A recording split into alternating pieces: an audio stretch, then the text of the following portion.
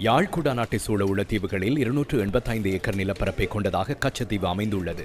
இலங்கைக்கும் இந்தியாவுக்கும் இடையிலான உறவு பாலமாக கச்சத்தீவு புனித அந்தோனியார் ஆலயம் போற்றப்படுகிறது. கச்சத்தீவு புனித அந்தோனியார் ஆலய வருடாந்த திருவிழாவில் இன்று மாலை கொடியேற்றமும் பின்னர் சிலுவை பாதையும் நடைபெற உள்ளதுடன் நாளை திருவிழா நடைபெற உள்ளது.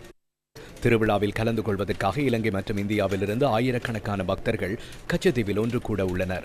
இந்த நிலையில் இன்று காலை முதல் யாழ்ப்பாணம் குறிக்கட்டுவான் இறங்குத்துறையிலிருந்து விசேட படகு சபை மூலம் பக்தர்கள் கச்சத்தீவு நோக்கி புறப்பட ஆரம்பித்துள்ளனர்.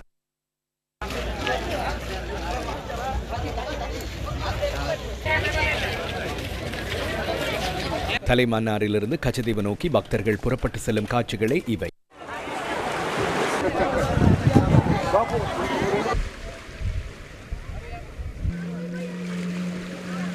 நாங்கள் இப்போ மகிழ்ச்சியான பயணத்தில் போய் கொண்டிருக்கிறோம்.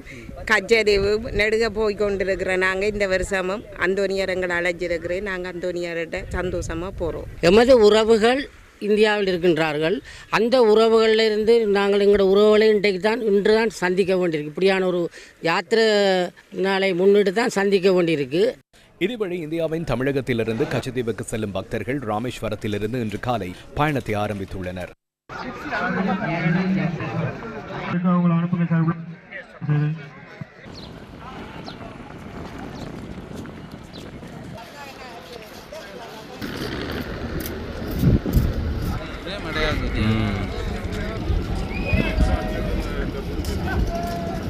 இந்தியாவின் ராமேஸ்வரம் துறைமுகத்திலிருந்து புறப்பட்ட பக்தர்கள் கச்சத்தீவினை வந்தடையும் காட்சிகளே இவை.